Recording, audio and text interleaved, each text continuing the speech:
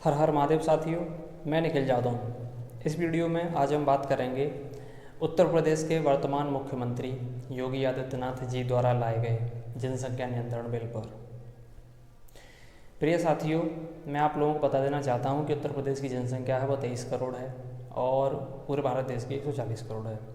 योगी आदित्यनाथ जो कि उत्तर प्रदेश के वर्तमान मुख्यमंत्री हैं 2022 तक, आगे का पता नहीं। अब वो उनका कहीं ना कहीं ये मानना ही होगा कि जनसंख्या बहुत ज़्यादा है, तभी वो इस बिल को लेकर आए हैं।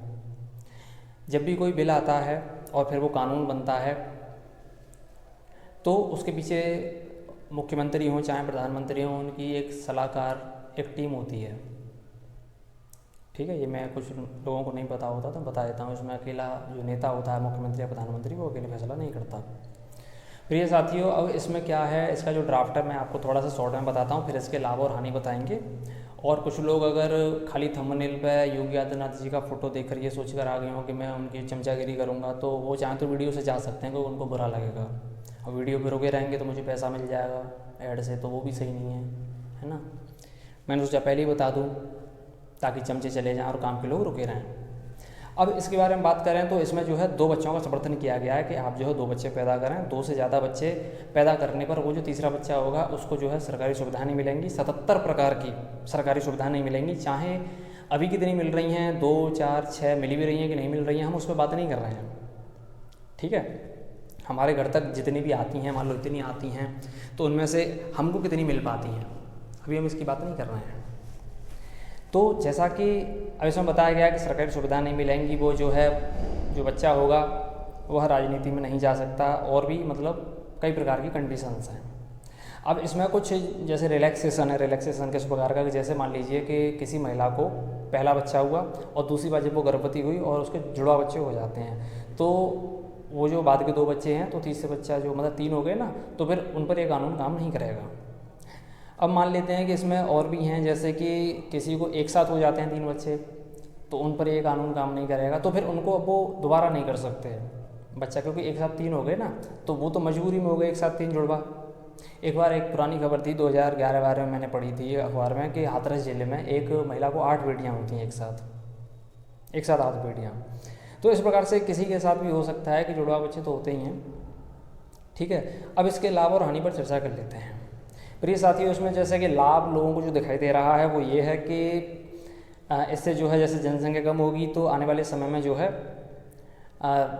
मतलब बेरोजगारी भी कम रहेगी। भूख से जो लोग वैसे जो मर रहे हैं रोज़, देश में 3000 बच्चे मर जाते हैं, तो उत्तर प्रदेश का अगर हम निकालें 140 का और 23 करोड़ जनसंख्या है, तो छठा जो हिस्सा निकालेंगे हम, करीब 500 बच्चे उत्तर प्रदेश में रोज़ मर जाते हैं भूख से। खाली उत्तर प्रदेश की हम बात कर रहे हैं। तो ये जो भूख से मरने वालों की संख्या है यह भी कम हो जाएगी। लेकिन इसका असर अभी जो हमें लाभ है ना, जो तथाकथित लाभ है जो मैं आपको बता रहा हूँ, अब मैं तथाकथित क्यों कह रहा हूँ मैं बाद में बताऊँगा। तो जो तथाकथित लाभ है यह लाभ 15 से 20 साल बाद हमको देखने को मिलेगा कि जो भूख से मरने वालों की संख्या में कमी आएगी, बेरोजगारों की संख्या में कमी आएगी इन कंपेरिजन टू टुडे, आज की तुलना में। ऐसा नहीं है कि ख़त्म हो जाएंगे, मैंने बोला कमी आएगी। मेरे शब्दों पर ध्यान दीजिएगा, एक एक शब्द ध्यान से सुनिएगा मैं क्या बोल रहा हूँ। ठीक है, तो इसमें आएगी भैया कमी हो गई। अब इसके अलावा और मतलब सड़कों पर भीड़ कम हो जाएगी। भाई मैं भी सड़क पर चलता हूँ तो बहुत मतलब वाहन चलते हैं और खूब मतलब जीन्स पहन के लड़कियाँ भी दिखती हैं, तो दिमाग भी ख़राब होता है थोड़ा सा, है ना। तो 15 साल बाद मतलब आज की जो लड़कियां बूढ़ी हो चुकी होंगी तो जवान लड़कियां थोड़ी कम दिखेंगी 15-20 साल बाद, तो बात अलग है। अब हम हानियों पे बात कर लेते हैं। प्रिय साथियों, एक जो देश होता है, एक राज्य होता है, वो 3 चीज़ों पे चलता है: ज्ञान, रुपया अर्थात व्यापार और राजनीति। अगर मान लो ज्ञानी लोग ही ना हो, खाली गधे ही गधे हों किसी देश में, तो देश नहीं चल सकता। ज्ञानियों की ज़रूरत है। अब मान लीजिए अगर बच्चे कम पैदा होते हैं, इसके आने के बाद अब बच्चे लोग कम पैदा करेंगे, तो कम पैदा होने से होशियार लोगों की संख्या में कमी आएगी, परसेंटेज में नहीं, संख्या में, काउंटिंग में। ध्यान देना, जो गणित के लोग हैं वो समझ जाएंगे परसेंटेज और काउंटिंग का क्या चक्कर होता है। ठीक है, तो संख्या में कमी आएगी, तो उससे जो लोग फिर जो तेज लोग होते हैं, तेज दिमाग के, वो स्टार्टअप चालू करते हैं, बिजनेस चालू करते हैं, तो विदेशी कंपनियों को टक्कर देते हैं, जिससे कि रुपया मजबूत बना रहता है देश का। ध्यान दीजिएगा। तो भैया होशियार लोग ही तो स्टार्टअप करते हैं, वो डिग्री वालों की मैं बात नहीं कर रहा कि पढ़े लिख गए और नौकरी करते हैं, आप कहें कि पीएचडी वाले भी नौकरी करें, नहीं, वो होशियार हैं ही नहीं, मैं उनको होशियार मानता ही नहीं। मेरे पिता खुद पीएचडी हैं, मैं उन्हें होशियार ही नहीं मानता। मैं सही बता रहा हूँ आपको, मैं झूठ नहीं बोल रहा। तो मतलब स्टार्टअप दूसरी चीज़ हो गई। अच्छा, बिजनेस सेक्टर हमारे देश का कमज़ोर पड़ेगा, वैसे आज कमज़ोरी है, मरा पड़ा है, और जो है हमें जो है मतलब विदेशों पर आश्रित रहना पड़ रहा है, जिसकी वजह से चीन और अमेरिका जैसे देशों का व्यापार चल रहा है और वो लोग महाशक्ति बन चुके हैं। किसके चलते? अज्ञानता के चलते। तो हम जो मतलब हमारी जो हालत है, दुर्दशा है, वो और बढ़ जाएगी, कम नहीं होगी। मैं हानि की बात कर रहा हूँ, आप लोग इसको कनेक्ट करके देख सकते हैं। गधों की समझ में वीडियो कम आएगा क्योंकि मैं बहुत हाई लेवल की बात कर रहा हूँ। अब तीसरी चीज़ थी राजनीति। अब मान लीजिए कि 4 बच्चे पैदा होते हैं, ज़रूरी तो नहीं है कि अभी कानून आने से पहले तक कि पहला दूसरा बच्चा ही राजनीति में जाएगा, ज़रूरी तो नहीं है। किसी का तीसरा बच्चा राजनीति में है। अब भैया मुख्यमंत्री जब चौथा पाँचवा बच्चा बना बैठा हो किसी का और वही कानून ला रहा हो, तो आप समझ सकते हैं ना। अब मान लीजिए वो बच्चा पैदा ही नहीं हुआ होता तो आज ये कानून ही ना आता। आप समझ रहे हैं ना बात को। तो ज़रूरी नहीं कि पहला दूसरा बच्चा ही राजनीति में जाएगा। इसको दूसरे तरीके से समझिए, मनोवैज्ञानिक रूप से। अब हम यहाँ मनोविज्ञान की बात करते हैं क्योंकि मैं बहुत सारा ज्ञान की तो कोई कमी नहीं है, भगवान की कृपा से मेरे पास। तो मनोविज्ञान की बात कर लेते हैं। किसी माता पिता के 2 बच्चे हैं तो वो नहीं चाहेंगे कि उनका बच्चा जो है राजनीति में जाए, क्योंकि वो चाहेंगे कि भैया 2 ही बच्चे हैं। कानून के आने के बाद 2 बच्चे पैदा होते हैं तो 15 साल वाले लोग राजनीति में कम रुचि लेंगे और अपने बच्चों को भी राजनीति में कम भेजेंगे, और बच्चा जाएगा भी तो कहेंगे कि भैया तू वापस आ जा, तू नौकरी कर, कमा खा और हमें भी खिला थोड़ा सा। माता पिताओं का कलयुग में कम से कम इतना तो स्वार्थ होता ही है कि हमारी औलाद हमको खिला दे। कोई माता पिता से डिनाई नहीं कर सकता। तो राजनीति में कम जाएंगे तो राजनीति में मोनोपोली क्रिएट होगी, जैसे बिजनेस में होती है। मोनोपोली हर क्षेत्र में होती है, आप समझ रहे हैं।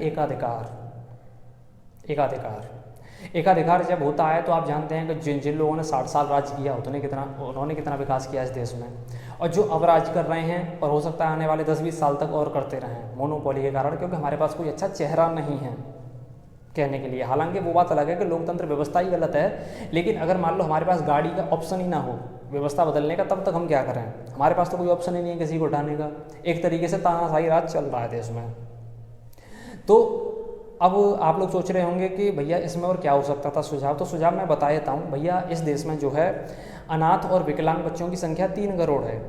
आप लोग गूगल पे भी देख सकते हैं। वैसे गूगल का आंकड़ा असलियत से कम ही होता है, तो वैसे जनसंख्या जो गरीब और विकलांग है उनकी ज़्यादा ही होगी, लेकिन चलो हम 3 करोड़ ही मान लेते हैं। गूगल वाला आंकड़ा है उसी को सही मान लेते हैं। वैसे तो ज़्यादा है, कम नहीं हो सकती, इतना ध्यान रखना गूगल वाले आंकड़े से। अब 3 करोड़ हैं, यदि मान लीजिए कि सरकार ऐसा कुछ कानून बनाए कि जो अनाथ जो बच्चे हैं उनमें 4 बच्चे जो गोद लेगा, ध्यान दीजिएगा, 2 बेटी 2 बेटा, उनको कक्षा 1 की जो है नौकरी IAS IPS PCS या ये वाली जो हैं, और कक्षा 2 की नौकरी उन लोगों के लिए जैसे जो फिर मान लीजिए 3 बच्चे गोद लेता है। अरे जो अनाथ बच्चे हैं, अब कंडीशन एक और होगी कि उसमें वो व्यक्ति अपना बच्चा पैदा नहीं करेगा, ये ध्यान रखिएगा।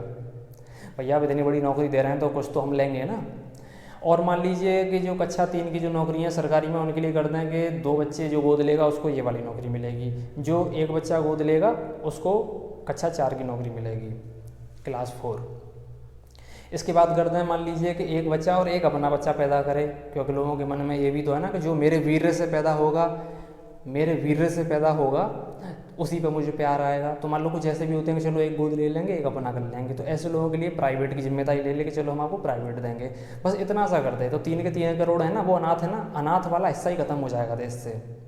मैं राज्य स्तर की बात कर रहा हूँ। अगर राज्य स्तर पर भी कानून बनता है तो उत्तर प्रदेश के लोग भैया तमिलनाडु का बच्चा गोद नहीं ले सकते, ले सकते हैं ना। तो देश के जो 3 करोड़ अनाथ हैं, विकलांग हैं, उनको माता पिता मिल जाएंगे, माता पिता को बच्चे मिल जाएंगे। अच्छा, इससे और क्या फ़ायदा होगा? इससे फ़ायदा ये होगा कि जो माता पिता हैं वो ब्रह्मचर्य का पालन करेंगे, उनकी बुद्धि तेज होगी, फिर वो बच्चों पे भी ध्यान देंगे। थोड़ा सा बुद्धि तेज होती है, आदमी ऊर्जावान रहता है तो अपने परिवार पर ध्यान देता है, तो परिवार बनेंगे, टूटेंगे नहीं, तो आगे चल के हमारा देश समृद्धशाली ही बनेगा। लेकिन वो ये कानून क्यों नहीं लाए? मतलब इस जो मैंने सुझाव दिया है वो इस प्रकार का भी कुछ कर सकते थे। उन्होंने जो है मतलब क्यों नहीं ऐसा किया कि मान लीजिए कि इस प्रकार से आप गोद लें तो हम आपको ये कर देंगे या ये कर देंगे, या सुझाव तो मेरे पास और भी हैं, लेकिन मैंने एक उदाहरण के लिए सुझाव दिया है। मेरे पास बहुत अच्छे अच्छे सुझाव हैं। तो बस मुझे इतना ही कहना था, और मिलेंगे अगली वीडियो में। चलते हैं। वीडियो अच्छा लगा है तो कर देना भैया शेयर वेयर, अपने हिसाब से देख लेना, वैसे तो कोई बात नहीं है। हर हर महादेव।